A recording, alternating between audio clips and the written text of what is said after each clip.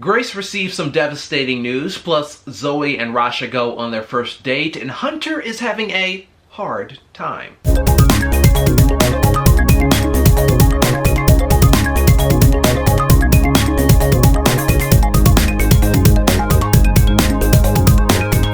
Hey, I'm Kerry from DegrassiBlog.com, and welcome to Degrassi Corner, and today things are starting to get a little crazy in Degrassi land as we take a look at episode 307, #unsubscribe. Grace received some awful news. Her condition, she has cystic fibrosis, that condition has worsened, and actually she needs a lung transplant. With the transplant, she'll live another 10 years, and the doctor says that without it, she has maybe about 3 years left to live. Grace is obviously devastated by this, and she doesn't really want the transplant because she says, basically, I'm gonna die either way, so what's the point? Plus, she's also upset that her best friend Maya is nowhere to be found. Maya keeps skipping classes and keeps ditching Grace. So in this episode, we see Grace leaning on Jonah for emotional support. Jonah thinks Grace should get the transplant, so to take her mind off things, they skip school and he takes her to play putt-putt golf. And he's like, well, if I win this, you're getting the transplant. Now, Grace's biggest fear, and probably the main reason why she doesn't actually want to get the transplant, is because she has this fear of dying alone. And she's basically afraid that all of her friends, like Jonah, Maya, and Zoe, they're all gonna go on and live their lives. They're all gonna go off to college and have great jobs and have families. And meanwhile, if she gets this transplant, she'll be alive, but all those people have moved on and she'll be alone and she'll die alone. She asks Jonah, well, who would I live for? And Jonah tells her that you should live for yourself because you're worth it. Jonah's absolutely amazing in this episode. Great advice from him. And I just love it when characters give each other emotional support on this show. So after putt-putt, they go back to school. And then all of a sudden, they see Maya on the ground. It looks like she's passed out. There's blood on her face. They're panicking. And then all of a sudden, they see that Maya starts smiling and she's laughing.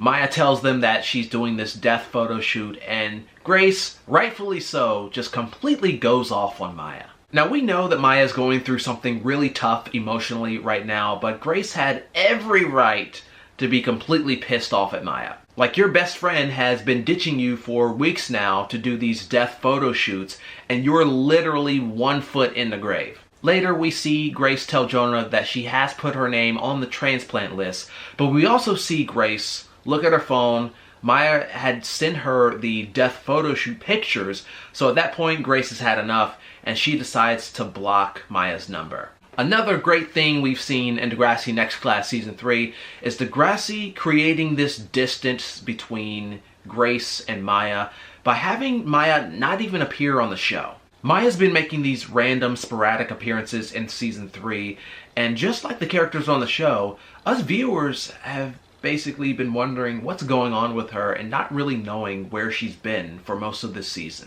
In the next plot, which is a little throwback to Degrassi The Next Generation Season 2, when we saw Spinner Mason get a little boner in class, Hunter gets a boner for Lola while the two are editing a video. Now, Hunter's afraid that Lola will tell Yael about his boner, so he and the guys, Baz and BJ, they come up with this scheme to basically have Yael fire Lola.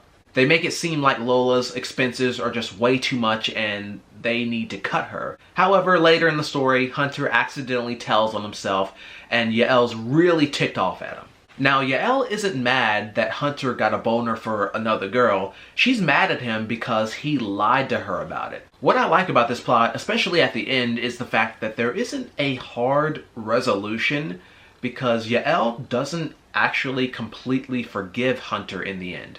And Hunter and Yael's relationship has quietly been one of the best storylines in Season 3 so far. Over the course of Season 3, we've basically been watching the dynamics of this relationship change so much from what it originally was. These two were absolute best friends, and now that they're dating, things are just completely different, and that's not necessarily a good thing. When they were just best friends, they used to tell each other everything, they used to hang out all the time, and now Yael is basically just stuck being the girlfriend.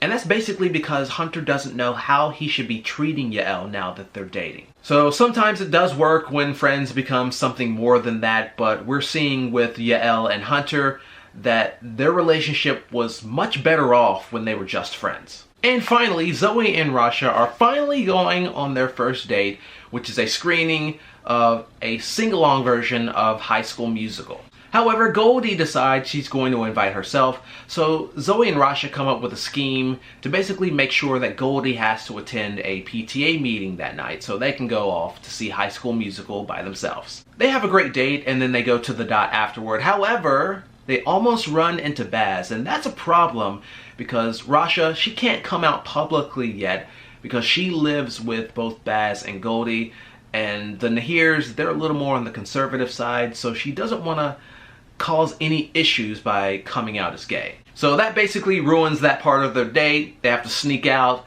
and then the next day Rasha feels guilty about that, and Zoe's like, no, girl, don't worry about it, you're amazing. And then the two finally, at long last, we see Zoe and Rasha share their first kiss. I am a Shay and Tiny stan, but I could totally jump on board the Zoe and Rasha ship. However, one person who is not all aboard the Zasha train is Miss Rivas. In a moment that nobody was expecting whatsoever, Zoe and Rasha, they're kissing, and next thing you know, all of a sudden, Zoe's mom is standing right next to them, watching them make out. So there you have it. Zoe's mom is a homophobic ninja, sneaking up on people, and there's really nothing to this plot except for setting up the fact that Zoe's mom sees that her daughter is kissing another girl. So we're gonna have to wait and see in a future episode as to how Miss Rivas is going to react to realizing that her daughter is indeed gay. And that's gonna do it for this episode of Degrassi Corner. Leave all your thoughts, opinions, and more in the comment section below. Actually,